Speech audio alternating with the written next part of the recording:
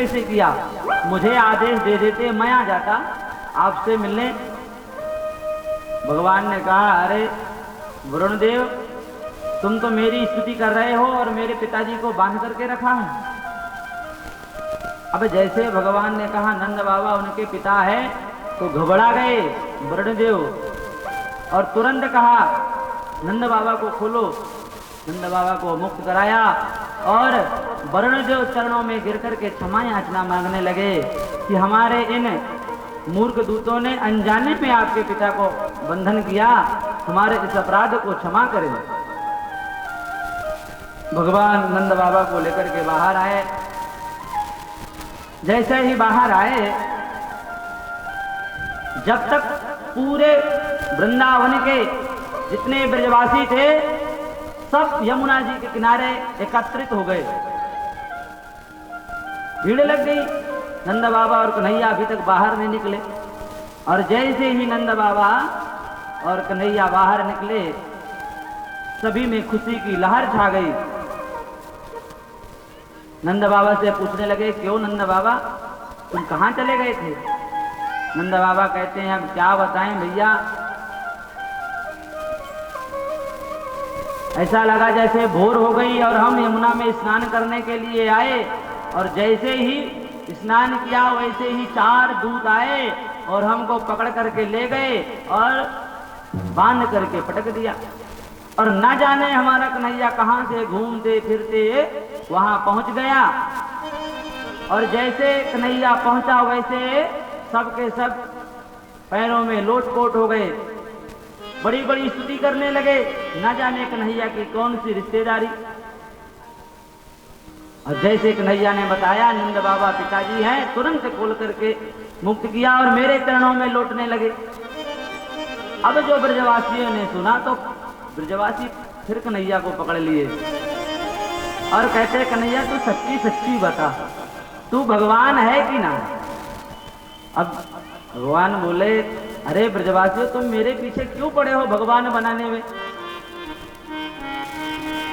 बोल तो दिया एक बार, मैं भगवान नहीं हूं। देख कन्हैया, सौगंध है, तू बता सच्ची सच्ची भगवान है कि ना? अब भगवान ने कहा, अच्छा ब्रजवासियों, एक बात बताओ, अगर मैं भगवान हुआ तो तुम क्या करोगे? ब्रजवासी कहते हैं, देख तू भगवान है तो भगवान बना रहे, हमें कुछ लेना देना नहीं है। हाँ, पर एक बात है, यदि तू सचमुच का भगवान है तो हमें वैकुंठ देखना है। भगवान ने कहा, देखो आप लोग इस चक्कर में मत पड़ो कि मैं भगवान हूं कि नहीं, और रही बात वैकुंठ की तो वो मैं दिखा सकता हूं। तो कन्हैया चलो हमको वैकुंठ दिखाओ। अब कन्हैया सबको लेकर के गए, वृंदावन में ब्रह्म कुंड है, वहां पर लेकर के गए और कुंड के पास ले जाकर के भगवान ने कहा, ब्रजवासियों, जो जो वैकुंठ देखना चाहता है वह कुंड पर कूदे। अब ब्रजवासी बोलने लगे, भैया तू कौन सा वैकुंठ दिखाएगा ये बता दे। बोले, मैं वैकुंठ दिखाऊंगा। बोले, अच्छा एक बात बता दे कन्हैया, हम वैकुंठ देखने जाएंगे तो वापस आएंगे कि नहीं? भगवान ने कहा, चिंता मत करो, वापस आओगे। अब भगवान ने जो समझाया तो सभी ब्रजवासी ग्वाल वाल जो सखा थे वे कुंड में कूदे और निकल गए वैकुंठ में। अब जैसे वैकुंठ में पहुंचे तो चारों तरफ क्या देखते हैं, सभी 4-4 हाथ वाले खड़े। 2 हाथ वाला कोई नहीं था, सिर्फ यही ग्वाल वाल थे।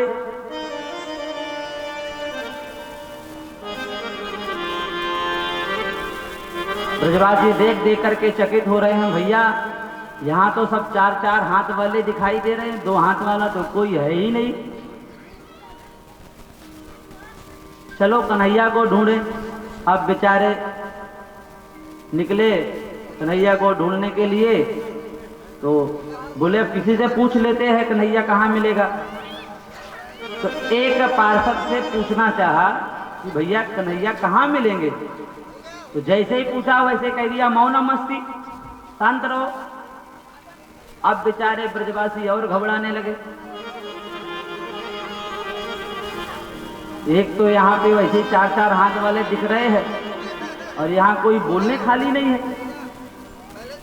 तो एक ग्वाले ने कहा, अरे भैया हो सकता है कि यहाँ की भाषा दूसरी हो, भाई कहीं राधे राधे तो कहीं राम राम तो कहीं हेलो हाय कहीं टाटा बाय, हर प्रकार की भाषा है। अब बेचारे ढूंढते ढूंढते ढूंढते पहुंच गए जहां से सैया पर विराजमान थे नारायण भगवान। एक ग्वाला कहता है, रे देख भैया वो देख 1000 फन के नांगन के ऊपर जो लेटा है वो बिल्कुल कन्हैया की शक्ल का है। शक्ल का नहीं, अरे कन्हैया ही है। तो चलो कन्हैया के पास चलते हैं। और जैसे ही जाने लगे वैसे ही पार्षदों ने रोक दिया, कहा जो भी पूजा पाठ स्तुति करनी है यहीं से खड़े खड़े करो। अब बेचारे घबराने लगे, एक तो यहाँ हमारी कोई भाषा नहीं समझ रहा, ऊपर से कन्हैया के पास जाने नहीं मिल रहा। इतने में देखते हैं कि चतुरानन पंचानन षडानन सब आ करके भगवान की दिव्य स्तुति करते हैं वेद मंत्रों से छंदों से। अब ब्रजवासी और घबराने लगे। अभी तो 4-4 हाथ वाले दिख रहे थे, अब तो 4-4 मुंडी 4-5 सिर वाले दिखने लगे। बेचारे ब्रजवासी घबरा रहे हैं, वैकुंठ देख देख करके आंख बंद किए और भगवान से प्रार्थना करते हैं, हे कन्हैया हमने देख लिया तेरा वैकुंठ, अब हमें अपने ब्रजमंडल में बुला ले। तो तुरंत जैसे ही भगवान का स्मरण किया, उसी समय जिस कुंड से कूदे थे उसी कुंड से निकल करके बाहर आ गए। और जैसे निकल करके बाहर आए तो कन्हैया बढ़िया बंसी बजाते खड़े थे। कन्हैया को देख करके सभी कन्हैया से जाकर के लिपट गए। कन्हैया ने कहा, अरे ग्वालो मित्रों तुमने देख लिया वैकुंठ? बोले हाँ देख लिया। पूछे कैसा है वैकुंठ? तो ब्रजवासी कहते हैं सच्ची सच्ची बताएं? बोले हाँ सच्ची सच्ची बताओ। बोले तेरो वैकुंठ तो है अच्छा, पर जो आनंद हमारे वृंदावन में है ना वह आनंद नहीं है। बोले क्यों? अरे वैकुंठ प्राप्ति करने के लिए बड़े बड़े योगी महात्मा 1000 वर्ष तपस्या करते हैं और तुम कहते हो कि वैकुंठ में वो आनंद नहीं है। मनुष्य कितनी पूजा पाठ करता है, कितने दान धर्म करता है, कितने प्रयास करता है कि वैकुंठ मिले, और तुम कहते हो कि वैकुंठ में वो आनंद नहीं। तो ब्रजवासी कहते हैं कीरत सुता के पग पग में प्रयाग जहां, केशव के केल कुंज कोटि कोटि काशी है। यमुना में जगन्नाथ और रेणुका में रमेश्वर, तरु तरु में बसत जहां अयोध्या निवासी है।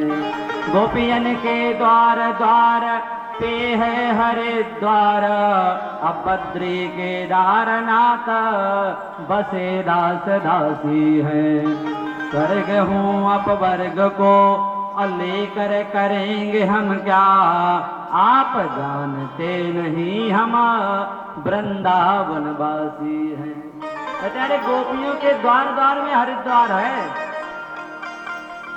देख कन्हैया तेरे वैकुंठ में ना तू हमसे 10 हाथ दूर पर बैठता है, और वृंदावन में हम तेरे पास बैठे रहते हैं। जब चाहते हैं तुझे घोड़ा बना लेते हैं, जब चाहते हैं तेरे पीठ पर बैठ जाते हैं, तेरे साथ खेलते हैं खाते हैं। तो आप बता कन्हैया हम ऐसे वैकुंठ को लेकर के क्या करेंगे जहां तू हमसे इतना दूर हो जा। भगवान कहते हैं धन्य है ब्रजवासियों, बड़ी सराहना करते हैं भगवान। कहते हैं मैं तुम्हारे इस प्रेम के उड़ने से कैसे मुक्त होऊंगा। इस प्रकार भगवान ने ब्रजवासियों को वैकुंठ के दर्शन कराए। अब सुखदेव महामुनि महारास में प्रवेश करने जा रहे हैं। भगवान पिता रात्रि शरदोत्फुल्ल मल्लिका वीक्षरन्तो मनश्चक्रे योग मायामुपस्थिता। आज भगवान ने शरद पूर्णिमा की रात्रि, चांदनी रात्रि पर अपनी योग माया का स्मरण किया और अपने अधरों पर बंसी रख करके ऐसी तान छेड़ी कि उस तान को सुनकर के गोपियां समस्त भान भूल गई और अपने गृह कार्य को छोड़ करके समस्त गोपियां भागी भागी भगवान के पास चली आई। सुखदेव जी कहते हैं चली आई, चली गई नहीं। ये प्रसंग तो सुखदेव जी महाराज परीक्षित को सुना रहे हैं गंगा के तट पर बैठ करके। तो क्या गंगा के तट पर गोपियां आई? नहीं, वो तो भगवान के पास गई। तो सुखदेव जी महाराज ने यह क्यों नहीं कहा कि गई, आई क्यों कहा?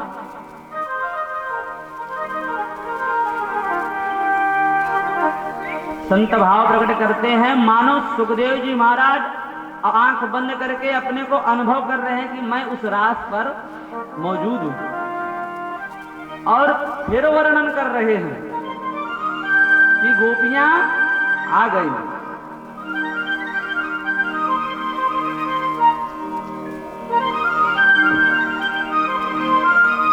कहते हैं आज तक गोपियों के मिलने में, गोपियों के मन में मिलने की उत्कंठा जागृत होती थी, पर आज माधव के मन में मिलने की उत्कंठा जागृत हो गई।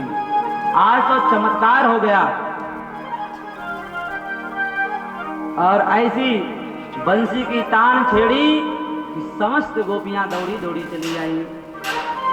निशम्य गीतम तदनंगवर्धनम अव्रज श्रिया कृष्ण गृहीत मानसा आजगमुरन्योन्यमलक्षितोद्यमा सायत्रकान्तो जवलोलकुण्ड।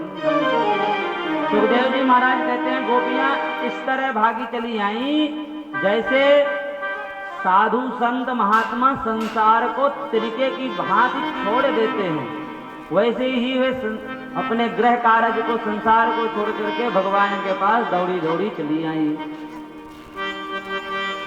सुखदेव जी वर्णन करते हैं कि जब कान पर बंसी की तान पड़ी तो जो गोपी जैसी अवस्था में थी उसी अवस्था में वह भगवान के पास पहुंच गई।